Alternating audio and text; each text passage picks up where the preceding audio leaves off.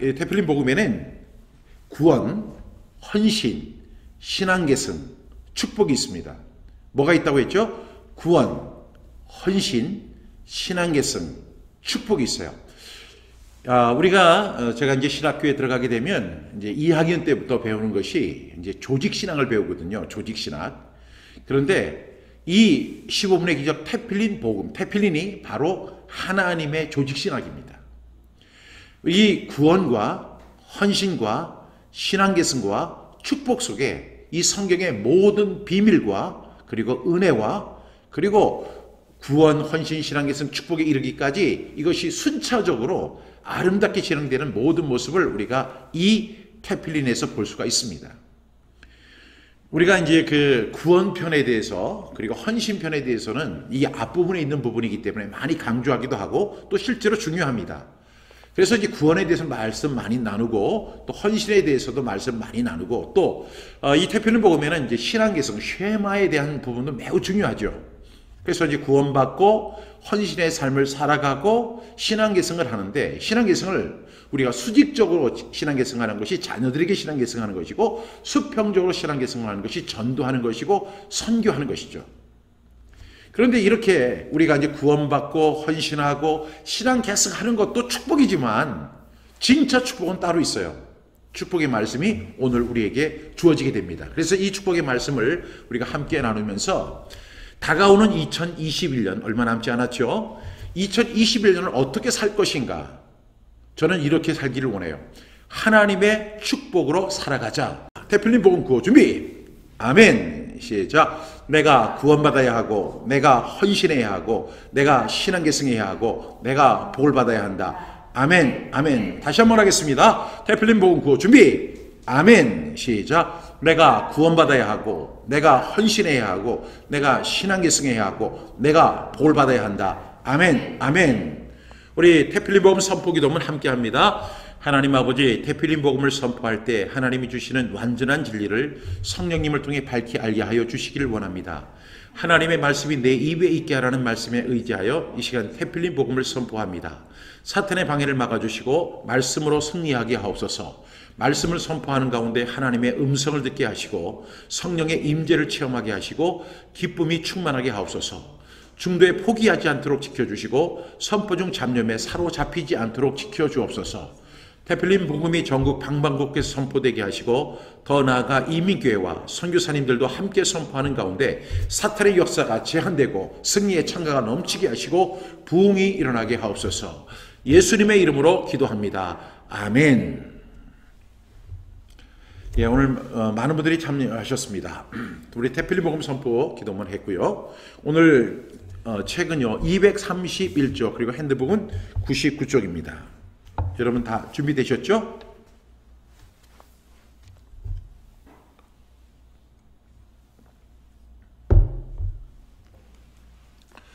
먼저 우리가 이 축복의 말씀 신명기 11장 13절에서 21절 말씀을 함께 선포하도록 하겠습니다. 이 말씀을 우리가 온전히 이해해야만 우리가 태필린 복음을 온전히 이해할 수가 있습니다. 그래서 신명기 11장 13절에서 21쪽입니다. 여러분들이 가진 교재는 229쪽에 있습니다.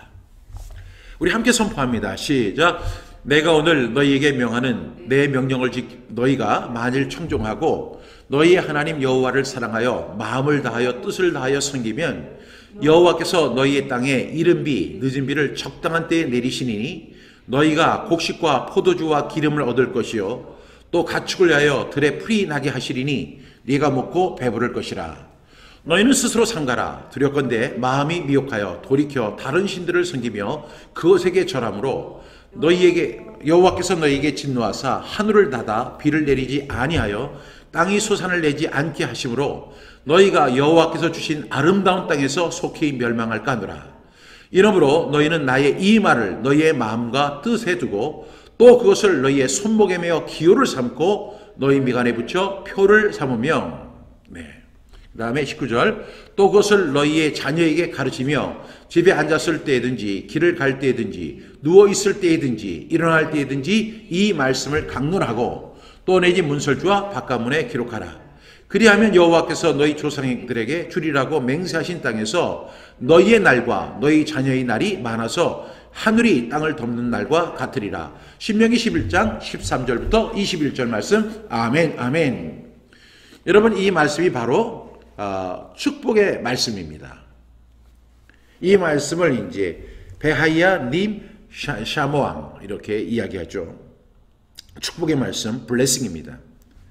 내가 오늘 너에게 명하는 내 명령을 너희가 만일 청종하면 이렇게 말씀합니다.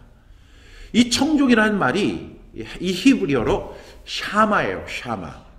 근데 샤마가 뭐죠? 우리가 많이 들었죠? 그것이 쉐마입니다.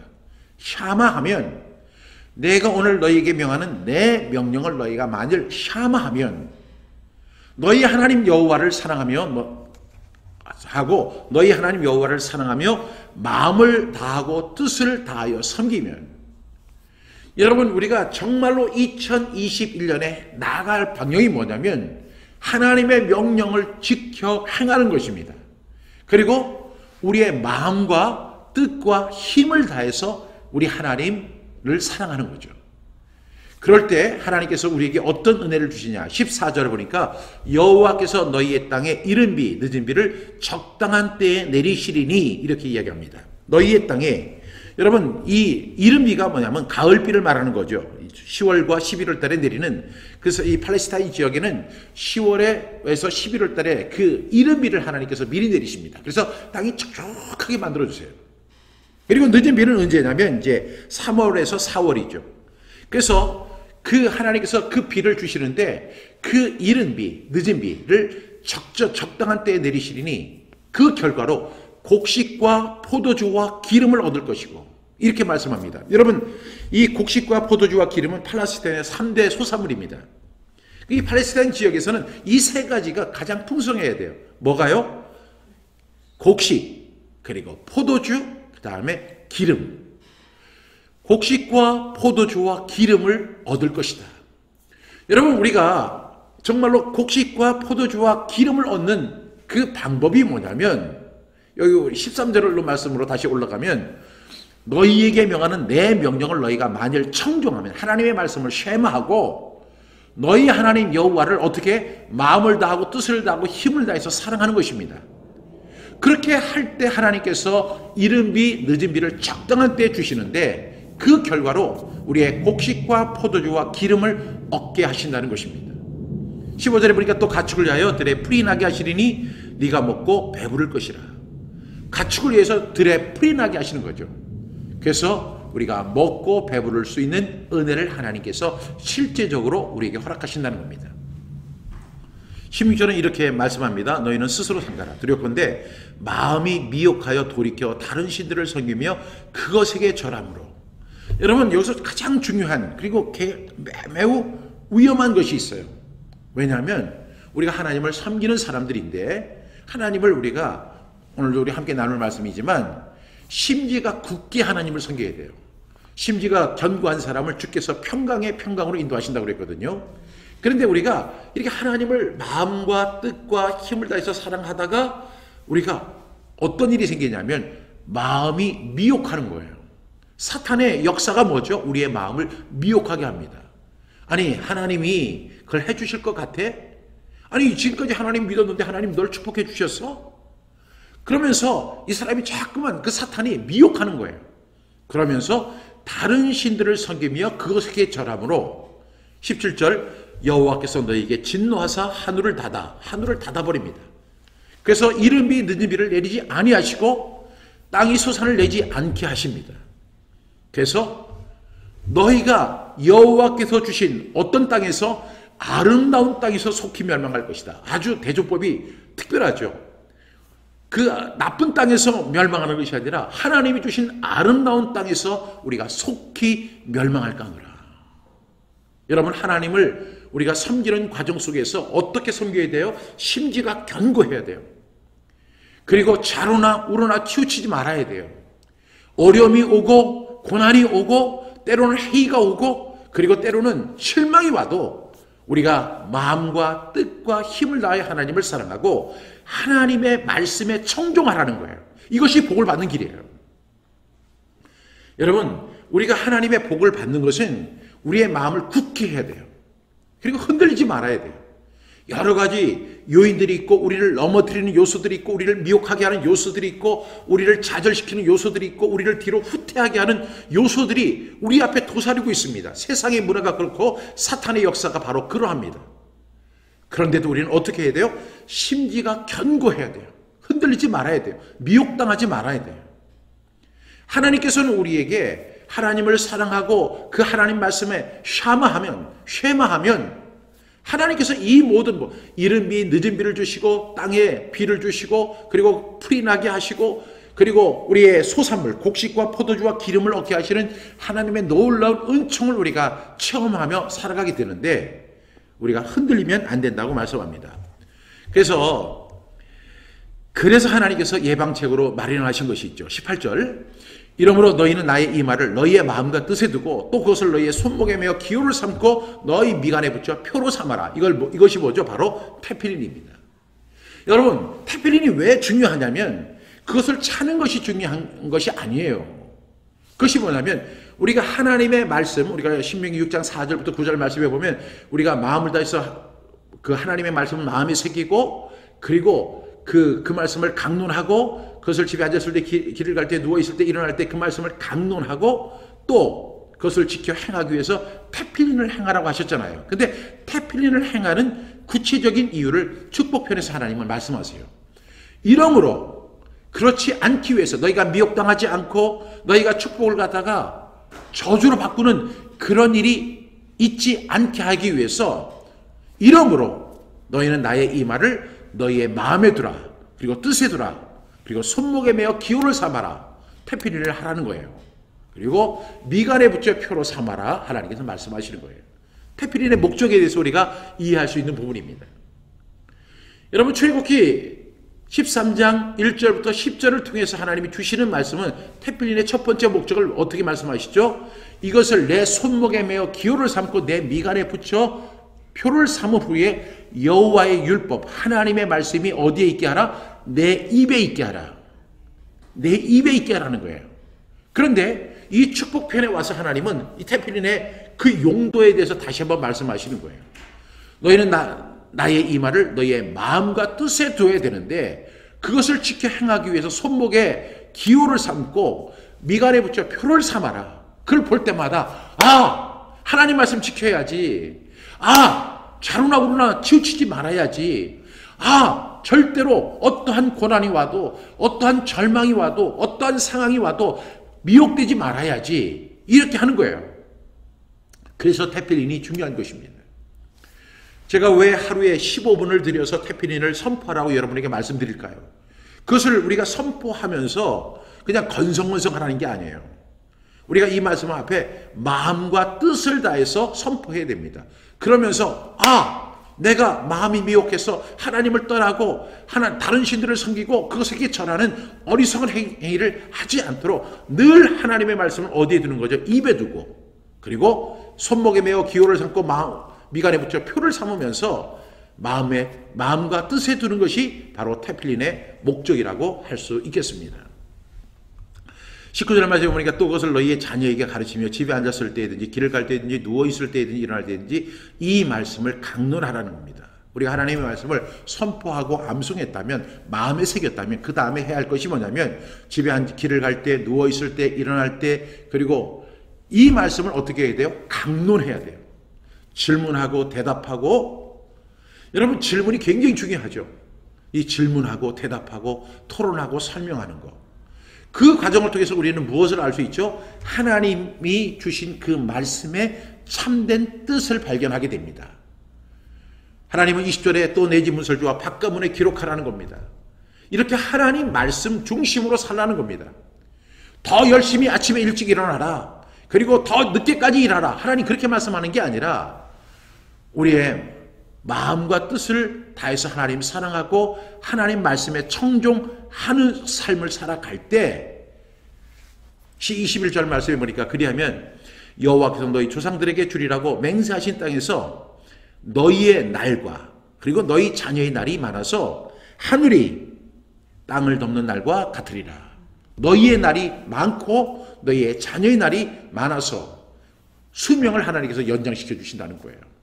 오래 장수할 수 있는 은혜를 주실 줄로 믿습니다.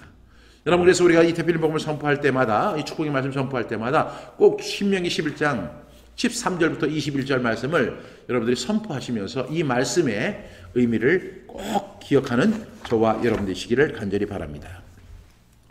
이제 하나님께서 어떤 사람에게 어떤 복을 주셨습니까? 우리 함께 선포합니다. 시작. 창세기 1장 28절 말씀. 하나님이 그들에게 복을 주시며 하나님이 그들에게 이르시되 생육하고 번성하여 땅에 충만하라. 땅을 정복하라. 바다의 물고기와 하늘의 새와 땅에 움직이는 모든 생물을 다스리라 하시니라. 창세기 1장 28절 말씀. 아멘, 아멘. 하나님이 사람을 창조하셨어요. 창조하신 다음에 그들에게 뭘 주셨죠? 복을 주셨어요. 그리고 하나님이 그들에게 말씀하신 생육하고 번성하여 땅에 충만하라. 땅을 정복하라. 바다의 물고기와 하늘의 새와 땅에 움직이는 모든 생물을 통치하라고 말씀하셨어요.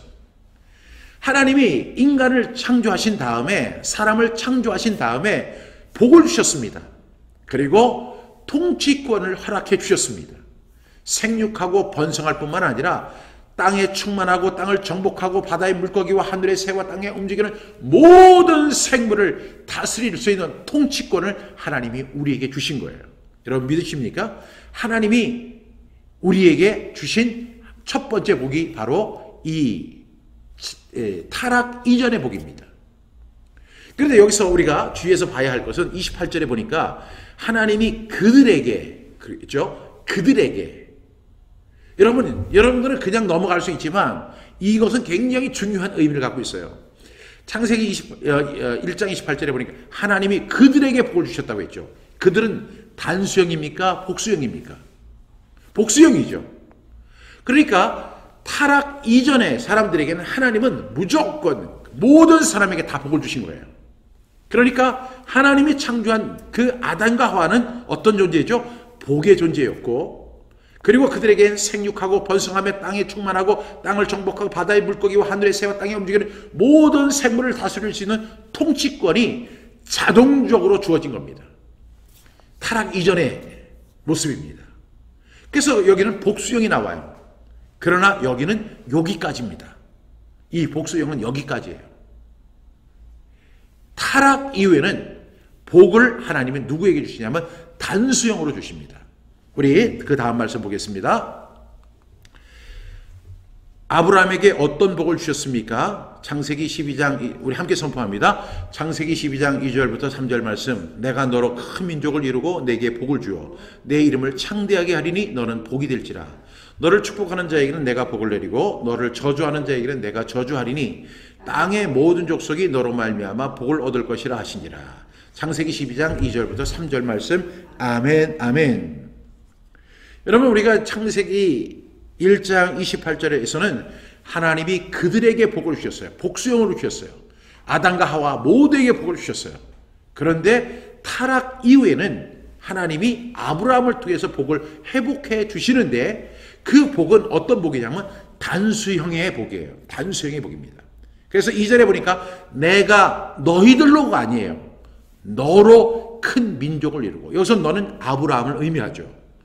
내가 너로 큰 민족을 이루고 내게 복을 주어 내 이름을 창대하게 하리니 너는 복이 될지라. 여기서 너, 내게, 그리고 그 다음에 너 이렇게 나오는데 4번 모두가 단수형이라는 것을 우리가 주목해야 돼요. 이것은 뭐냐면 창세 이전에는 우리가 모든 사람에게 하나님이 복이 임하는 거예요. 그러나 타락 이후에는요, 어떻게 복이 임하게 되냐면 하나님을 나의 하나님으로 믿고 하나님을 온전히 청종하고 하나님을 마음과 뜻과 힘을 다해서 사랑하는 사람에게만 하나님이 복을 주신다는 것입니다. 신약적인 의미로는 예수 그리스도를 통해서 구원받은 사람들에게만 복이 임한다는 것입니다. 타락 이전에는 모든 사람에게 복을 다 주셨어요. 그러나 타락 이후에는 이제 내가 너로, 내게, 그리고 너는 할 때 여기 모두가 다 단수형이에요. 아브라함이라는 사람 자체가 단수지만 이 복을 받는 사람은 오늘 저와 이 강의를 듣는 저와 여러분이 있지만 어떤 사람은 복을 받을 것이고 어떤 사람은 복을 받지 못합니다. 모든 사람에게 복을 주시는 복이 아니에요. 타락 이후의 복은 반드시 하나님 말씀에 청종하고 반드시 마음과 뜻과 힘을 다해서 하나님을 사랑하는 사람만이 얻을 수 있는 복이에요. 그래서 여기서는 단수형입니다. 선택적인 단수형입니다. 그래서 3절 말씀에 보니까 너를 축복하는 자에게는 내가 복을 내리고 너를 저주하는 자에게는 내가 저주하리니 땅의 모든 족속이 누구로 말미암아 너를로 말미암아 복을 얻을 것이라 하신지라. 이 말씀을 이제 로마서는 자세히 설명을 하고 있죠. 그래서 갈라디아서 먼저 볼까요? 시작. 3장 14절 말씀. 이는 그리스도 예수 안에서 아브라함의 복이 이방인에게 미치게 하고 또 우리로 하여금 믿음으로 말미암아 성령의 약속을 받게 하려 함이라. 여러분, 이 복은요, 그리스도 예수 안에서 아브라함의 복이 이제 그 하나님께서 아브라함에게 주신 복이 이 복이죠. 내가 너로 큰 민족을 이루고 내게 복을 줘 내 이름을 창대하게 하리. 너는 복이 될지라. 너를 축복하는 내가 복을 내리고 너를 저주하는 내가 저주해. 땅의 모든 족속이 누구로 말미암아 너로 말미암아 복을 받을 것이다. 이렇게 이야기했습니다. 그랬는데 갈라디아서에서 이렇게 이야기합니다. 아브라함의 복이 있죠. 이제 그 아브라함의 복이 누구를 통해서 예수 안에서 누구에게 미치게 하고 이방인인 저와 여러분에게 미치게 하고 또 우리로 하여금 믿음으로 말미암아 성령의 약속을 받게 하셨다는 것입니다. 3장 16절 보겠습니다. 이 약속들은 아브라함과 그 자손에게 말씀하신 것인데 내가 너로 큰 민족을 이루고 내 이름을 창대하게 하리니 그것은 아브라함과 그 자손들에게 하신 약속이죠. 우리에게 한 약속이 아니에요. 왜? 우리는 외인이었고 이방인이었기 때문에 그렇습니다. 그런데 여기 보니까 여럿을 가리켜 그 자손들이라 하지 아니하시고 오직 한 사람을 가리켜 내 자손이라 하셨으니 그 자손이 곧 누구예요? 곧 그리스도라. 그러니까 우리 복은 이 아브라함의 복은 누구를 통해서 받느냐 하면 바로 그리스도 예수 안에서만 받을 수 있다는 사실을 신약적으로 설명한 것입니다. 그런데 이 말씀을 우리 갈라디아서 3장 7절부터 9절은 이렇게 이야기합니다. 시작. 그런즉 믿음으로 말미암은 자들은 아브라함의 자손인 줄 알지어다. 또 하나님이 이방을 믿음으로 말미암아 의로 정하실 것을 성경이 미리 알고 먼저 아브라함에게 복음을 전하되 모든 이방인이 너로 말미암아 복을 받으리라 하였느니라. 그러므로 믿음으로 말미암은 자는 믿음이 있는 아브라함과 함께 복을 받느니라. 이렇게 말씀합니다.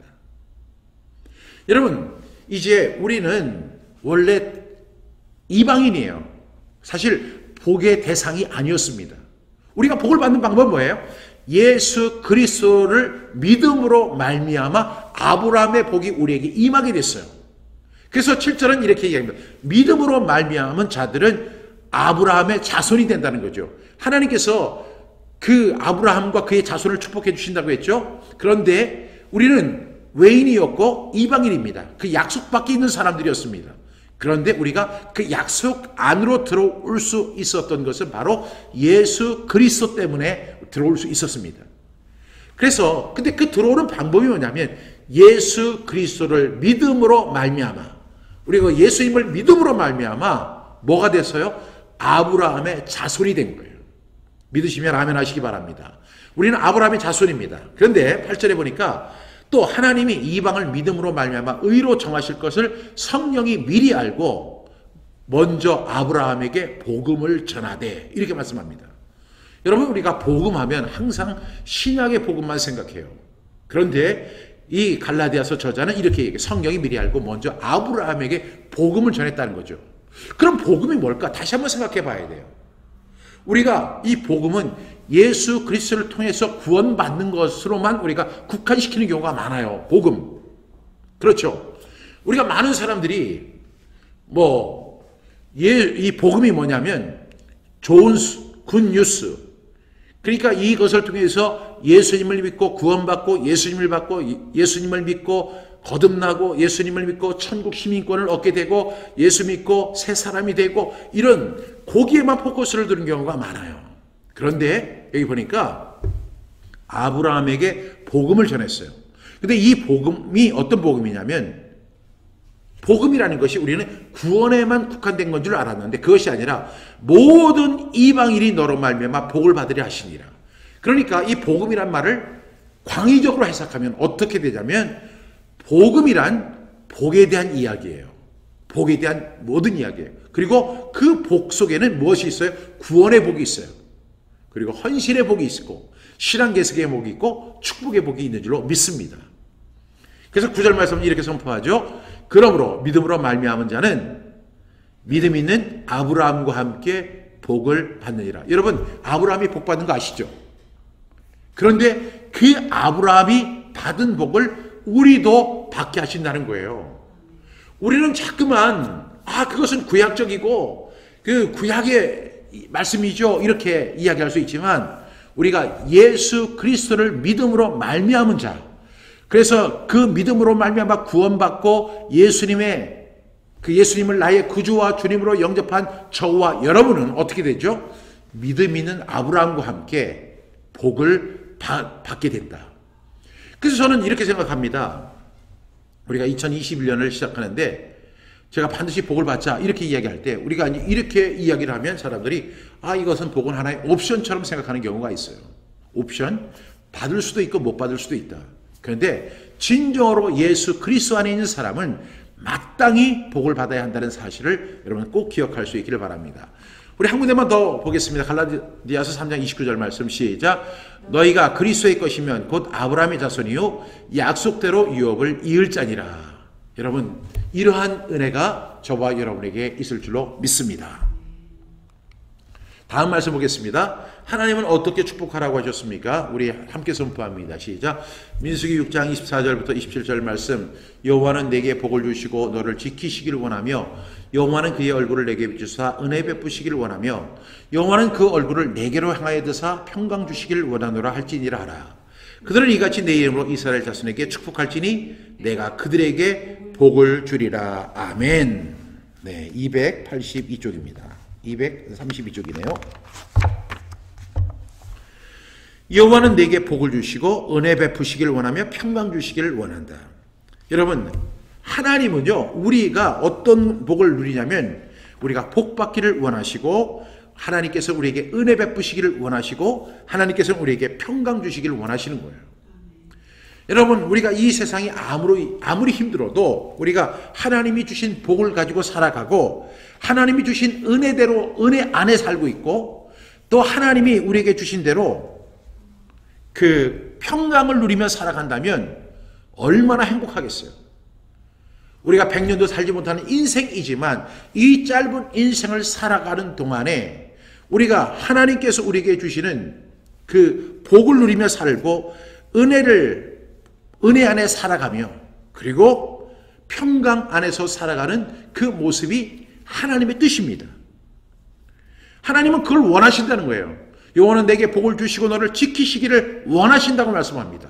또 25절에도 보니까 여호와는 그의 얼굴을 내게로 비추사 은혜 베푸시기를 원한다는 거예요.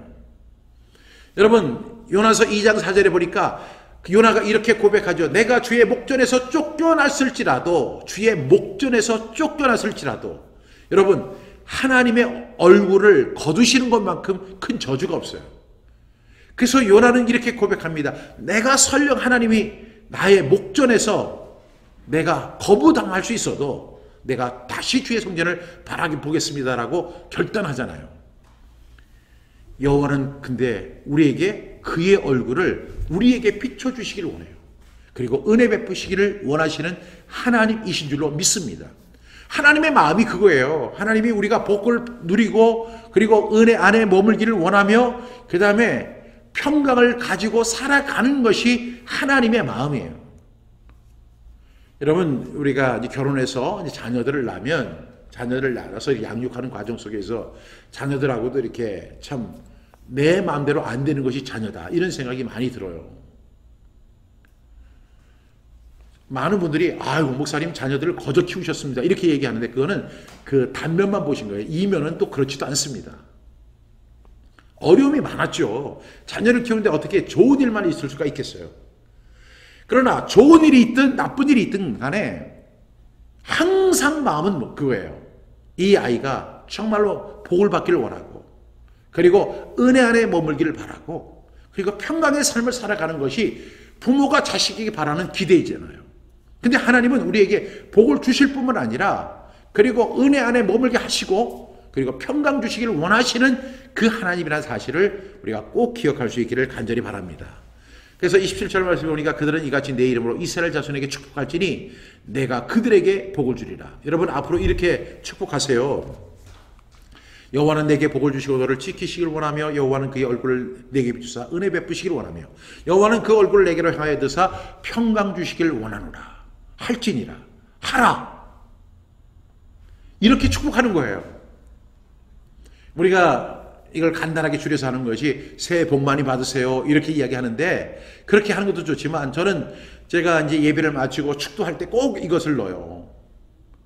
여호와는 그 얼굴을 내게로 향하여 드사 평강 주시기를 원하노라 할지라. 우리가 평강이 사라진 이 시대 속에 살아가면서 그 하나님이 주시는 평강, 세상이 주는 평강이 아니에요. 하나님이 주시는 그 평강을 갖고 살아간다면 얼마나 힘있게 인생을 살아갈 수 있을까요? 다음 말씀 보겠습니다. 두려워하거나 놀라지 말아야 할 이유는 무엇입니까? 함께 선포합니다. 이사야 41장 10절 말씀. 두려워하지 말라. 내가 너와 함께함이라. 놀라지 말라. 나는 네 하나님이 됨이라. 내가 너를 굳세게 하리라. 참으로 너를 도와주리라. 참으로 나의 의로운 오른손으로 너를 붙들리라. 이사야 41장 10절 말씀. 아멘, 아멘. 아마도 이 말씀을 사랑하는 분들이 엄청 많을 것 같아요. 제 인생을 살아가면서 제가 고백할 수 있는 것은 저도 두렵거나 놀라고 힘들 때가 너무너무 많았거든요. 그런데 하나님께서 이사야를 통해서 우리에게 주시는 약속이 뭐냐면 두려워하지 말아라. 왜? 내가 너와 함께 하니까. 놀라지 말아라. 왜? 나는 내 하나님이니까. 내가 너를 굳세게 할 거야. 참으로 너를 도와줄 거야. 그리고 참으로 나의 의로운 오른손으로 너를 붙들어 줄 거야. 하나님 이렇게 말씀하시잖아요. 여러분 생각해 보세요. 하나님이 오른손이 있어요, 없어요? 이거는 의인화시킨 거예요. 하나님의 그 오른손이라는 것은. 왜? 우리가 대부분 이제 왼손잡이도 있고 오른손잡이가 있는데 대부분이 오른손잡이잖아요. 오른손이 강한 손을 의미하거든요. 그래서 하나님이 강한 손으로 우리를 붙들어 주신다는 거예요. 여러분, 우리가 제가 지난 시간에도 말씀을 드렸지만 성경을 읽을 때 인간적인 측면에서 성경을 보면 교훈과 책망과 바르게 함과 의로 교육이에요. 그런데 하나님의 측면에서 볼 때 이 말씀은 뭐냐면 약속이에요. 하나님께서 이렇게 말씀하시는 거예요. 두려워하지 말아라. 왜? 내가 너와 함께 함이니까. 하나님이 너와 함께 한다. 하나님이 저와 함께 하신다는 거예요. 여러분과 함께 하신다는 거예요. 우리가 질병 속에 있고 경제적 어려움 속에 있고 때로는 인간관계의 그 어려움 속에 있고 또 자녀들과의 어떤 문제도 있고 그리고 아픈 것도 있고 여러 가지 사연들, 각 사람마다 사정이 다 달라요. 그럼에도 불구하고 우리가 기억해야 할 하나님의 약속은 있어요. 두려워하지 마십시오. 왜? 하나님이 함께 하실 것입니다. 하실 것이 아니라 함께 함이라. 놀라지 말라. 나는 내 하나님이 됨이라. 과거용으로 말씀하시네요. 내가 너를 굳세게 하리라. 하나님 나를 굳세게 붙잡아 주신다는 거예요. 참으로 너를 도와주리라. 그리고 참으로 나의 의로운 오른손으로 너를 붙들어 주신다는 거예요. 우리가 세상 속에서 두려움을 겪고 놀라고 때로는 당황하고 때로는 주저앉고 때로는 좌절할 때도 있죠. 그런데 우리가 무엇을 붙잡고 다시 일어서야 할까요? 저는 하나님의 약속이라고 믿습니다.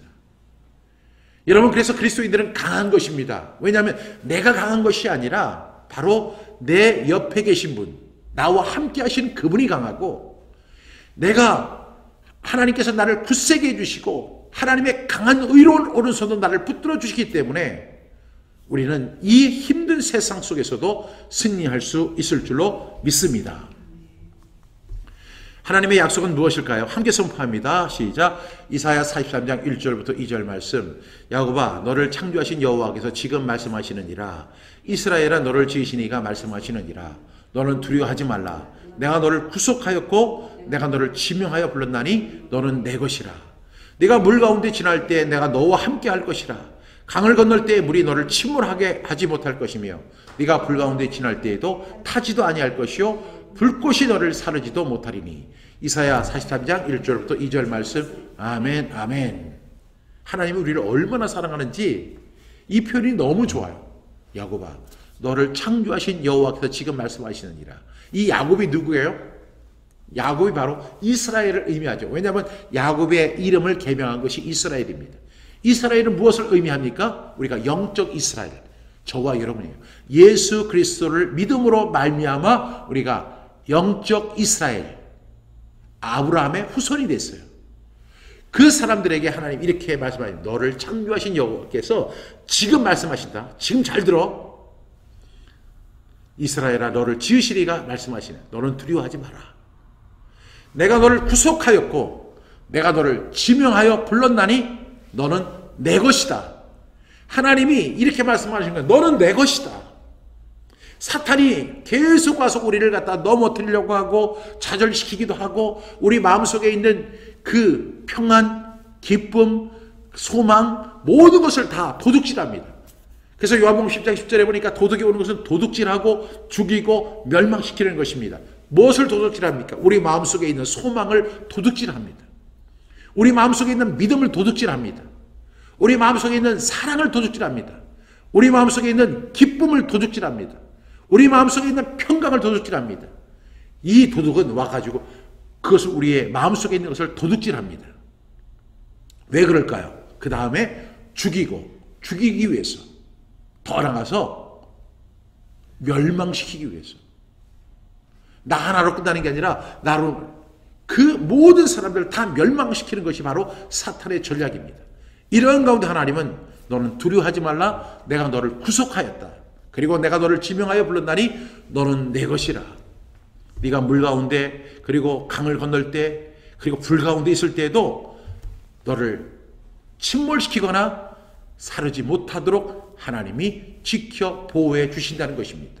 이 복을 누리고 선포하는 저와 여러분 모두가 되시기를 주님의 이름으로 부탁드립니다.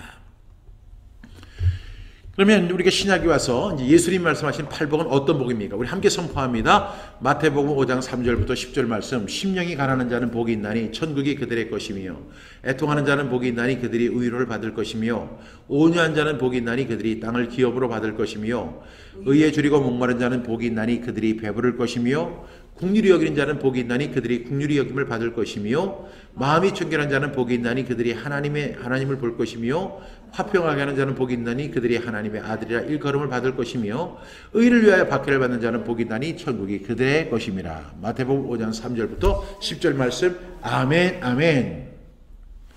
예수님이 산상수훈을 통해서 이 팔복을 말씀해 주셨어요. 그 내용이 심령이 가난한 자는 복이 있다. 심령이 가난하다는 것은 뭐예요? 하나님만을 갈구하는 사람을 의미합니다. 그런 사람에게 천국의 복이 임하게 될 줄로 믿습니다. 그리고 그 진리를 위해서 애통하는 사람에게 복이 있습니다.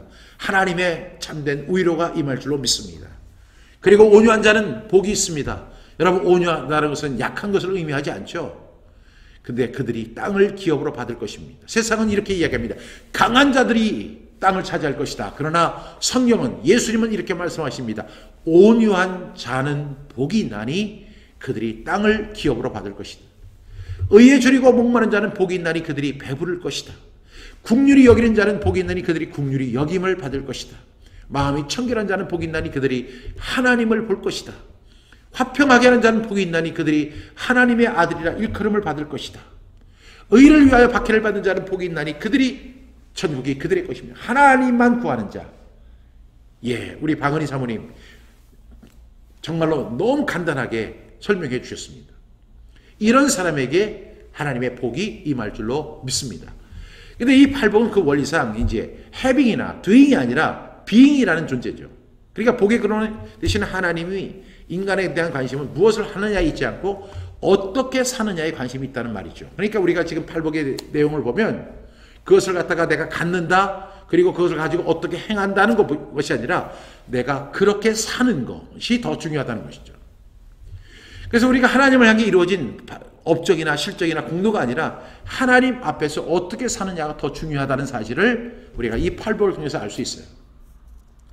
여러분, 인도의 성자 마하트마 간디가 이 팔복, 산상순 중에서도 팔복을 천국의 헌법이다 이렇게 극찬을 했잖아요.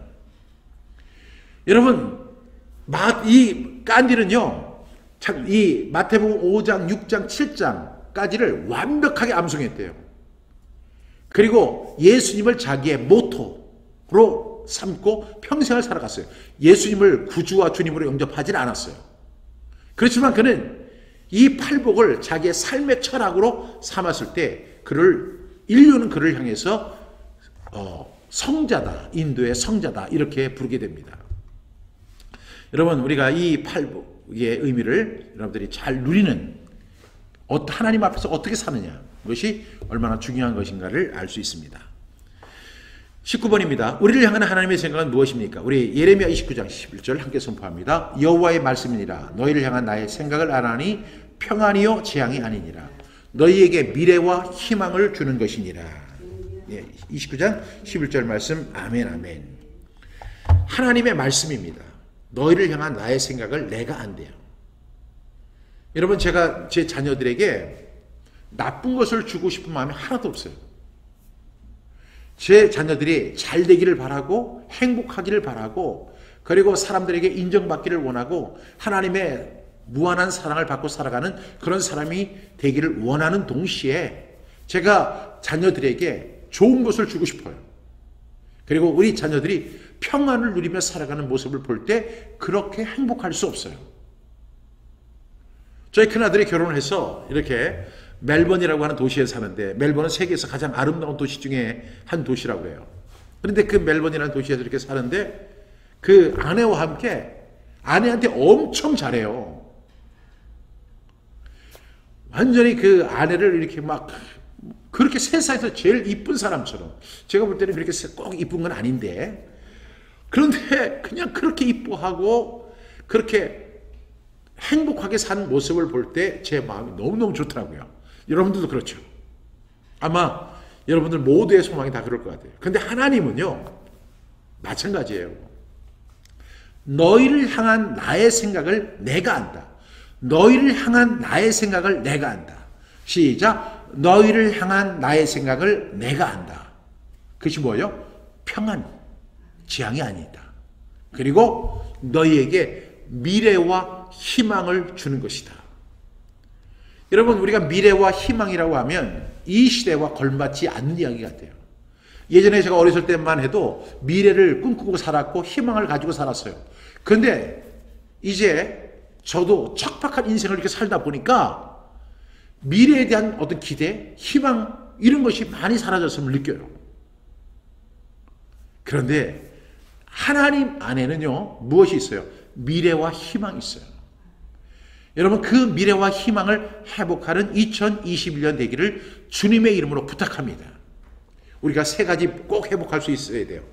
아무리 세상이 각박하고 코로나19로 인해서 정말로 모든 사람이 아이고 힘들다, 못 살겠다, 폐업을 하고, 그리고 많은 사람들이 좌절하고 심지어는 자살까지 그 생각을 하는 그런 사람들이 이 세상에는 즐비합니다.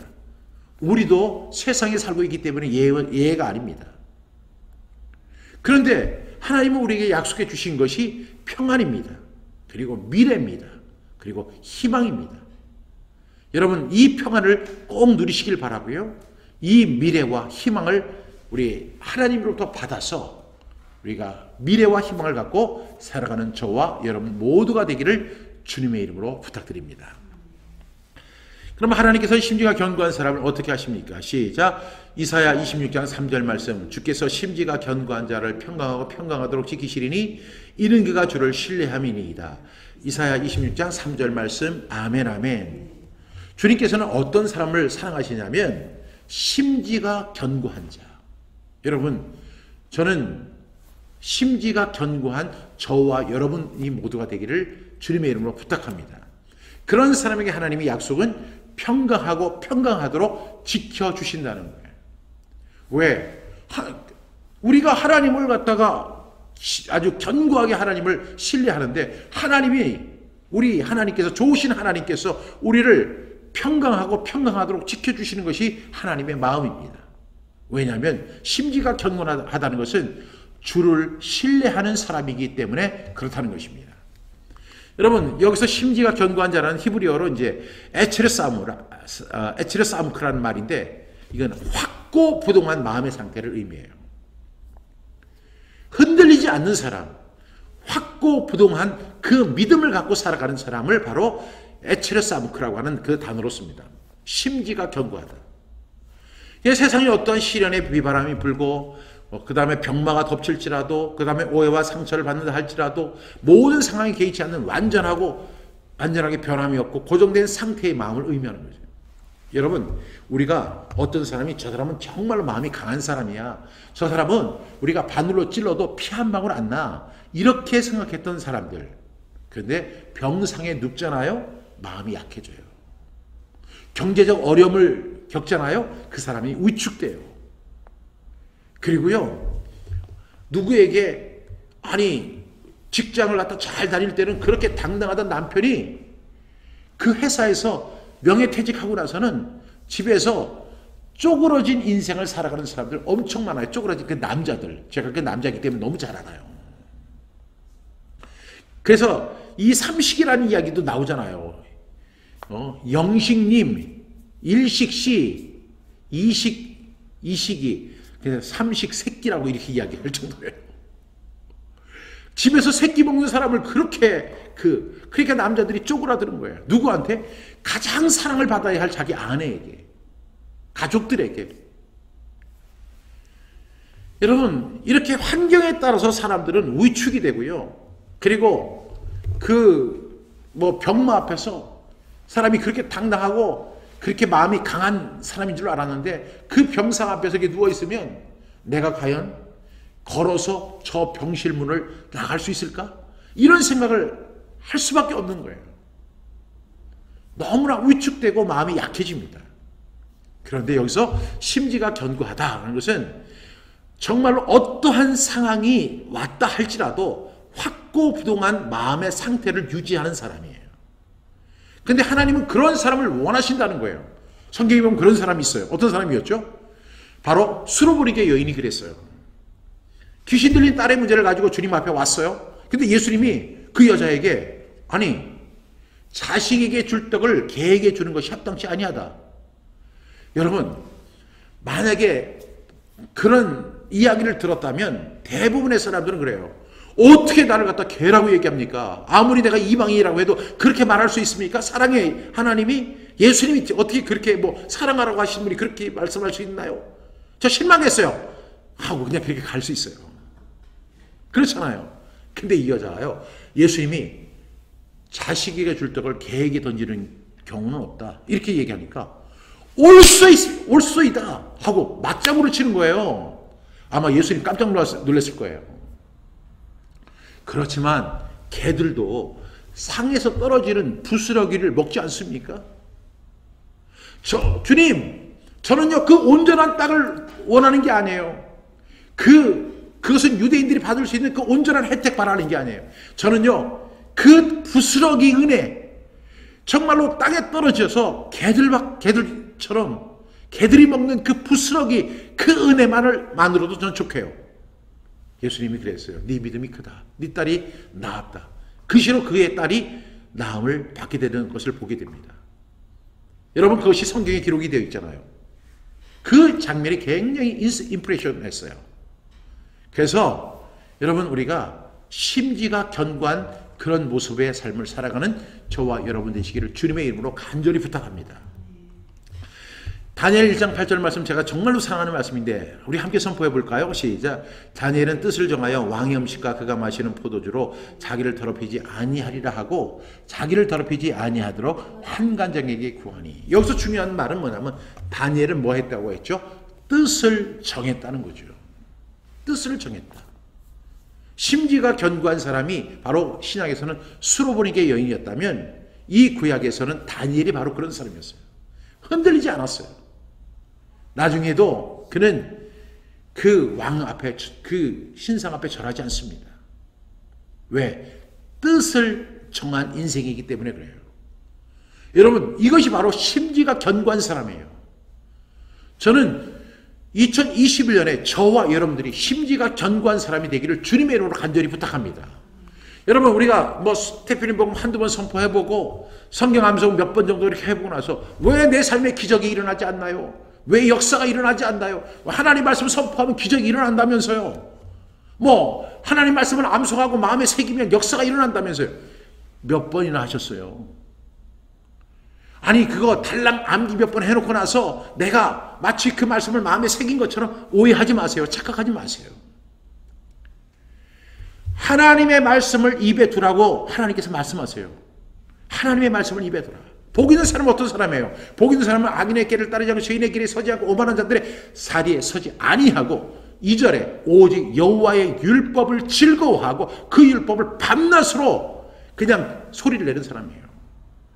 여러분 한두 번 해보고 그 다음에 성경 암송 몇 장 했다고 그거 가지고 붙잡지 말고 여러분 끝까지. 그래서 2021년에는 태필린 복음에는 몇 절의 말씀이 있죠? 400절. 400절의 말씀을 어떻게 해야 되죠? 완벽하게 암송하는 거예요. 암송한다는 것이 뭐냐면 내 마음판에 새기는 거예요. 내 마음판에 새기는 거죠. 마음판에 새겨져서 그냥 손대면 톡 하고 터질 것처럼 그것이 나와야 돼요. 여러분 하나님의 말씀 몇 번 읽어보고 몇 번 암송해보고 선포 몇 번 해보고 나서 아우 했는데 왜 안 되죠? 이런 사람들이 너무 많아요. 그리고 뻔뻔스럽게 이렇게 전화를 많이 해요. 그런 분들이. 그런 전화를 많이 해요. 여러분 정말로 유대인들은 31절 이 말씀 태필린의 구원의 말씀, 헌신의 말씀, 신앙계승, 축복의 말씀 31절밖에 안 돼요. 그들은 이 말씀을 아침, 점심, 저녁을 선포하면서 어떻게든지 그 말씀대로 살려고 작정하고 노력을 해요. 그래서 결과가 우리가 생각도 못하는, 우리가 생각할 수도 없는 그런 결과를 낳게 되잖아요. 여러분 또 한 해가 흘러갑니다. 2021년 우리에게 다가옵니다. 또 한 해 흘러갔습니다. 그리고 2022년 됐습니다. 또 한 해가 갔습니다. 우리 날로 후패해지죠. 무슨 의미가 있어요? 우리는 후패하기 위해서 인생을 살아가는 게 아니죠. 주님은 우리가 심지가 견고한 사람이 되기를 원하는 거예요. 그리고 주를 의뢰한다는 것이 뭐예요? 주님이 이 앞에 나타나서 말씀하신 게 아니라 우리가 하나님의 말씀을 붙드는 것이 주를 신뢰하는 거예요. 하나님의 말씀을 붙드는 사람이 심지가 견고한 사람이에요. 우리가 2021년에도 엄청난 일들이 벌어질 것 같아요. 다양한 일이 생기고 여러 가지 어려움도 있고 문제도 발생할 것이고 좋은 일도 있고 나쁜 일도 있고 희망적인 일도 있고 부정적인 일도 있고 엄청나게 많은 일들이 2021년에 우리 앞에 놓여 있을 거예요. 그러나 그렇다 하더라도 우리가 꼭 기억해요. 우리는 주께서 심지가 견고한 자를 평강의 평강으로 인도하신다. 왜? 그는 하나님의 말씀을 신뢰하는 사람이기 때문에. 여러분 세상의 모든 것도요, 피아노도 한두 번 쳐서 세계적인 피아니스트가 될 수 없잖아요. 우리 하나님의 말씀을 우리가 계속 선포할 수 있기를 바랍니다. 선포하시고 또 선포하시고 선포하시면서 그 말씀을 온전히 마음판에 새기십시오. 그리고 성경 암송도 그렇게 하십시오. 그리고 그 말씀대로 살려고 작정하십시오. 자로나 우로나 치우치지 마세요. 미혹당하지 마세요. 심지가 견고한 사람, 하나님을 신뢰하는 사람, 하나님의 말씀을 신뢰하는 사람, 그 사람으로 2021년을 작정해 보십시오. 그럴 때 하나님께서 놀라운 은혜와 축복을 주실 줄로 믿습니다. 왜요? 하나님은 이런 하나님이기 때문에 그렇습니다. 함께 선포합니다. 시작. 민수기 23장 19절 말씀. 하나님은 사람이 아니시니 거짓말을 하지 않으시고 인생이 아니시니 후회가 없으시도다. 어찌 그 말씀하신 말을 행하지 않으시며 하신 말씀을 실행하지 않으시랴. 민수기 23장 19절 말씀. 아멘 아멘. 하나님 어떤 하나님이에요? 사람이 아니니까 시건치 아니하시는, 거짓말을 하지 아니하시는 하나님이십니다. 인생이 아니시니 후회를 하지 않는 하나님이에요.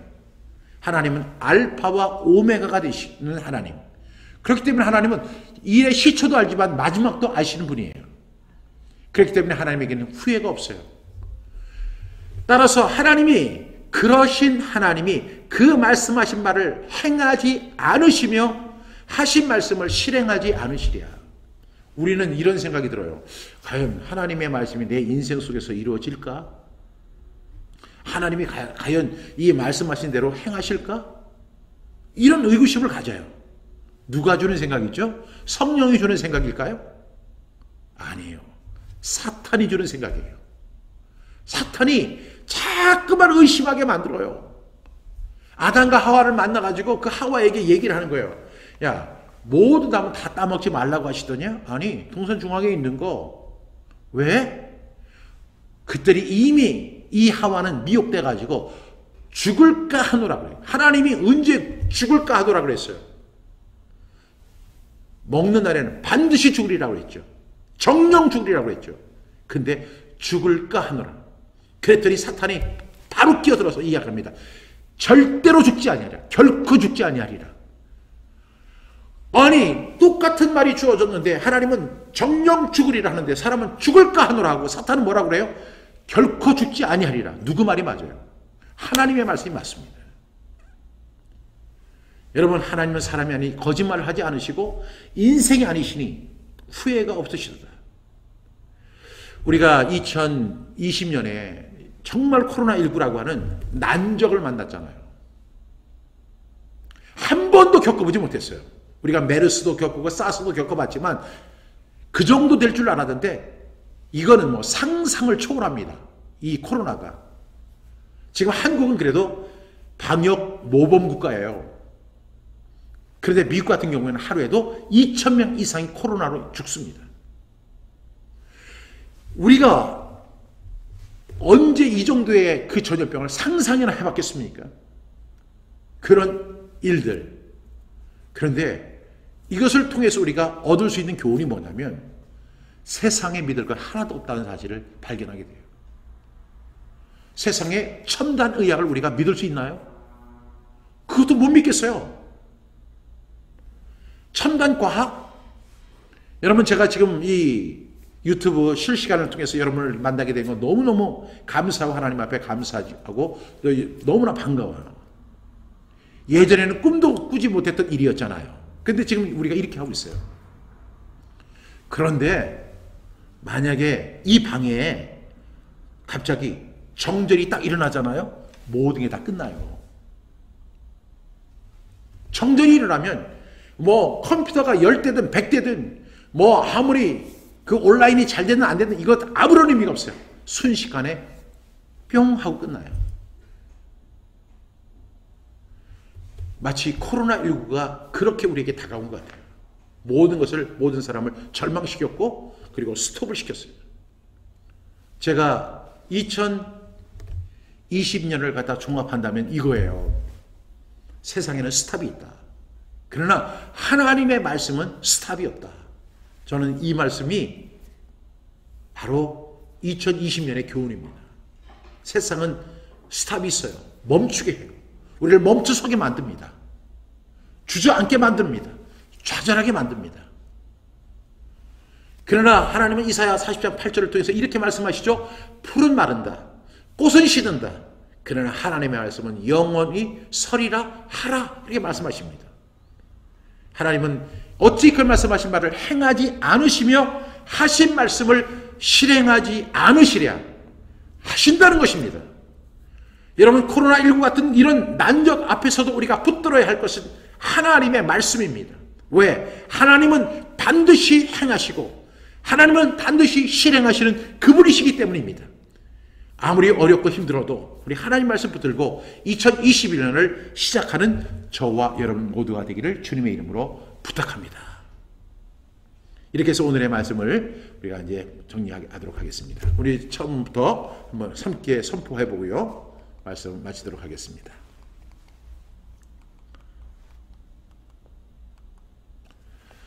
우리 오늘 21번까지 21절까지 우리 함께 선포하도록 하겠습니다.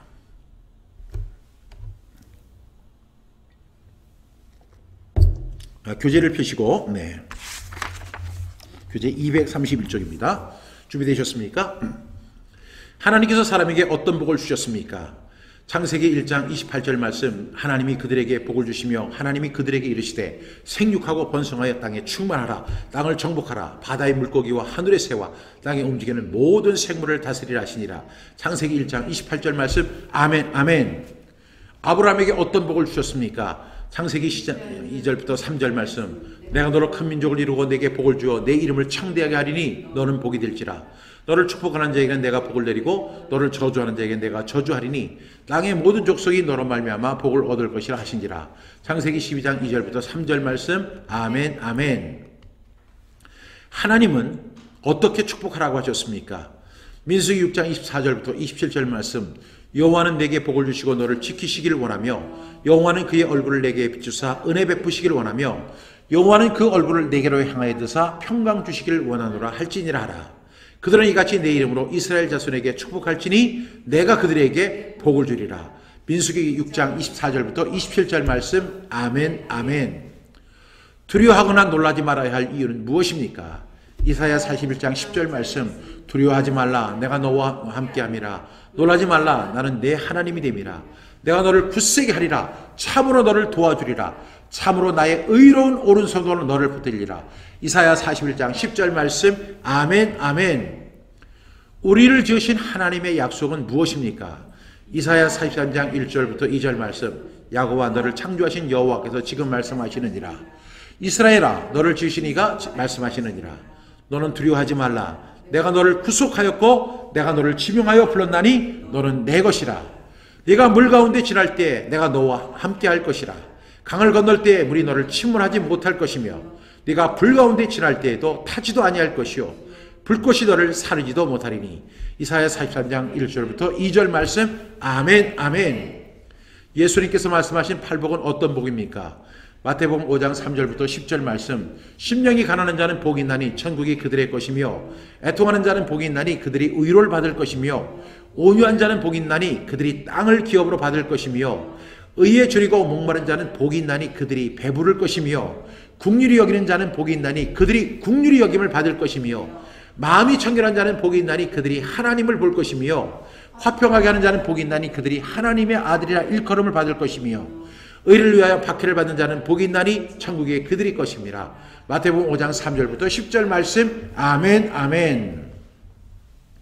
우리를 향한 하나님의 생각은 무엇입니까? 예레미야 29장 11절 말씀, 여호와의 말씀이니라. 너희를 향한 나의 생각을 내가 하나니 평안이요 재앙이 아니니라. 너희에게 미래와 희망을 주는 것이니라. 예레미야 29장 11절 말씀, 아멘 아멘. 하나님께서는 심지가 견고한 사람을 어떻게 하십니까? 이사야 26장 3절 말씀, 주께서 심지가 견고한 자를 평강하고 평강하도록 지키시리니 이는 그가 주를 신뢰함이니이다. 이사야 26장 3절 말씀, 아멘 아멘. 하나님은 어떤 하나님이십니까? 민수기 23장 19절 말씀, 하나님은 사람이 아니시니 거짓말을 하지 않으시고 인생이 아니시니 후회가 없으시도다. 어찌 그 말씀하신 바를 행하지 않으시며 하신 말씀을 실행하지 않으시랴. 민수기 23장 19절 말씀, 아멘.